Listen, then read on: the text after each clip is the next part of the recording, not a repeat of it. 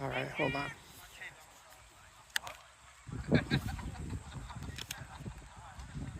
All right, we're live with Coach Kyle Short here. First time here for interviewing Kyle on the Saline Post Facebook page. First of all, how this is the last day of two-a-days for you guys? Sort of, quote unquote, for the kids, for the players, excuse me. We've gone 4 days, so 8 practices, and then we're going to go Friday, Saturday, Monday, Tuesday, which is still technically a 2-a-day schedule. Yeah. But we're just going to go 1 longer practices versus 2 practices that are shorter with a lunch break. And it's the last day before you guys strap on all the equipment? Yes. Yep. So we have to do the 4 days, and then Friday is full pads. So what do you want to see, especially this being your first year with this team, what do you want to see at this point of the season, and how close are you to seeing what you want to see? We're still a long way to go.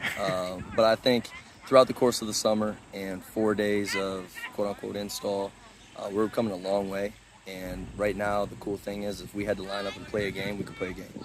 So install is your game plan, making sure the kids know it? Yeah. So we have our base offense and base defense. We do a 4-day install. So we get the extra practice, obviously. So in 8 practices, we definitely have all our full offense, full gamut of offense in, and then full gamut of defense in, which is really nice.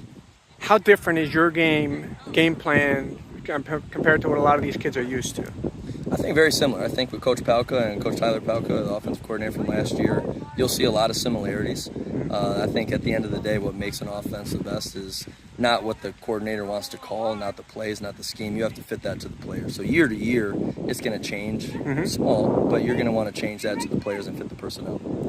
What are some idiosyncrasies fans are going to notice about your kind of game, or some of the character of your game when you get out there and the team gets out there and starts playing? Are you a riverboat gambler? Are you do you play a cautious game?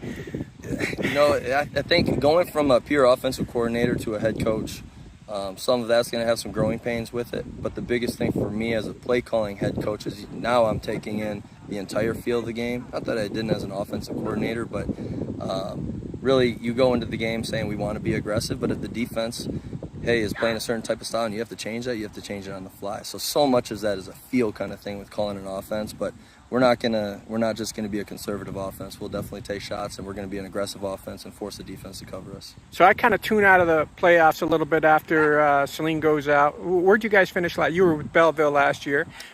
Detroit Catholic Central. Oh, Detroit Catholic Central. You had previously been yes. with Belleville. So how'd you guys do last year? We lost to Northville, which is a really tough opponent in the district finals. Probably a team that any coach player, they're going to say they should have won. We went into that game, and I think Northville wanted it more than Detroit Catholic Central. So that was the first year in my coaching time that, as a coordinator, that we did not make it to a semifinal run. So that was disheartening for myself. When you were with Belleville, you guys saw enough of Saline in the playoffs. What was your impression of the Saline football program? I've played against Saline, I think, at Rockford. Saline came over that COVID year in January. Yeah. Oh, yeah. And that was C.J. Carr's first start as a freshman, which was a pretty cool experience. I knew right then that kid's a stud. And then the 2 years, again, when Belleville played him, I said that was hands down the best quarterback performance that I've ever seen, and it was C.J.'s sophomore year. So I knew it was a very, very talented football team.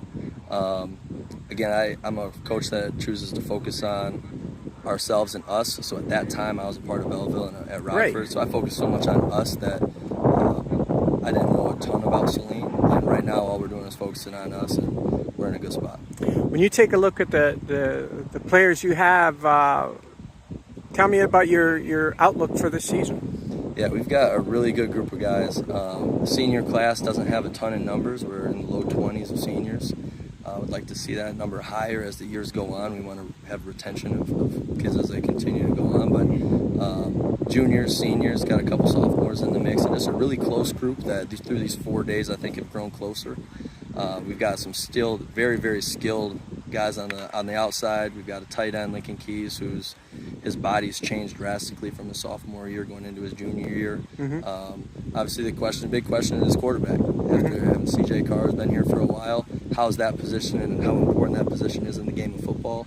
I think that's a piece that we're looking for to see who's going to step in and really be that next guy. Mm-hmm. So there's a battle for the quarterback position? Yeah, we've got a battle going. We've got Tommy Carr, Nolan Klein, Bryce Barbarino, so they're all getting reps at practice right now. Tommy's been growing a ton. He's been the one that's probably put the most in with myself because the other two are baseball players, so they have a little bit disadvantage just going through baseball season, then in summer, in and out. And Tommy, his improvement's been really, really good since February, but right now we're going to let him. It's hard to tell without pads. It's hard to tell without our scrimmage. So the scrimmage by next Wednesday, we'll be able to quote-unquote name a starter, hopefully. But right now it's still a battle. How are we looking on big guys? I know we lost, I think it was Cam Pollock in the offseason. That's a big loss, as well as the graduations. Yeah. But how the big guys looking on the line this year? Yeah, they're coming along. And like you said, Cam Pollock, not only as a player, but just as a leader. He was an awesome young man. So I was really bummed that he was leaving. And I know it was a family deal and good for the family with his dad getting the job in Cincinnati. But offensive line-wise, I brought in Coach Dreslinski, who's a heck of an offensive line coach, and he brings a different attitude up front. And that's been where I've seen the most growth.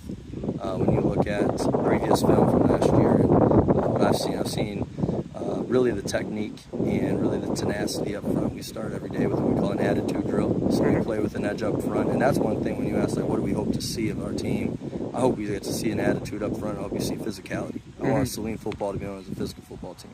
Offensive line, I'm going to screw it up. Isaac. I almost said Ian, okay? Yep. Isaac Furlong. Is that Reeder out there? Is he on the offensive line? Yeah, so we've got 7-8 guys right now. We got Isaac Furlong, Michael Reeder, Ryan Bondi, Bennett Pickles. We got a couple of younger guys, Ian Thiessen, Toby Schreck, Lou Esposito, who his dad got the Michigan job, so he's new to the group as a sophomore. Jericho Powell is a sophomore. So Jericho's a big kid. Yeah, so there's a good core group that's really working well together. And again, just like the quarterback spot, we're trying to fit where those puzzle pieces fit in the whole line to get the 5 best guys out there. And then a lot of those guys are still going on defense too. So trying to figure out how those pieces mesh and where we put everyone. Overall, athletically, last year I was thinking, man, this is the best sophomore class I think I've ever seen here at Saline. Now we lost Jake Sanderson and Caleb Washington, but still there's a lot of kids now, juniors, who are contributing to this program, right? Yeah, they're definitely, and that's one thing that we pride ourselves on is, you want senior leadership, but leadership isn't necessarily defined by a grade or an age. And now that they are upperclassmen, being juniors, I think that they've felt that little push of being like, hey, I can be a little bit more vocal and I can be that leader and I know I'm on the field and it's my spot, versus the sophomore trying to fight for one. But you're right, there's a lot of talent in our junior class. Your defensive coach, still Dwayne, eh? Yes. How much does that help you coming in as an offensive guy? Yeah. And having that guy who's got familiarity and experience? Yeah, he helps a ton. I mean, his wealth of knowledge, just with little things, like he's done a great job of saying, hey, Kyle, what do you think about whatever it is, X, Y, and Z? And a lot of it is, whether it's scheduling, whether it's how to communicate, all those sort of things that, for me, being an X and O's guy, coordinator, that's where I've spent the biggest amount of time. And everyone warns you, hey, become a head coach, you lose out on all the time you can watch film and go through with X's and O's. So that's been a really, really good shoulder to lean on. And then just not having to worry as much about defense. And I still pick his brain and talk about it, but not having to worry about the defensive side because of him has been a big help. And Zach Schwarzenberger, I remember him when he was the quarterback here, and he kind of surprised me with the mustache here. He's another Saline kid who, not a kid anymore, who's going to come back to help here. How much is that him and other guys helped you adjust here? He's been awesome, and myself as a former quarterback coach and quarterback, bringing him in who played quarterback here, and he can take the quarterbacks under his wing and allows me to be a little bit more flexible, has been a huge help. He also is, I could say, cut from the same cloth. Him and I see the same vision. So he's been awesome. And just having the feel of what Saline is. He played on a team that went to a semifinal, so he knows what it's like, and he's been a great addition. I appreciate it. Thank you. Thank you very much. All right, I got to shut this down. Takes a second. Saline is, he played on a team that went to a semifinal, so he knows what it's like, and he's been a great addition. I appreciate it. Thank you. Thank you very much.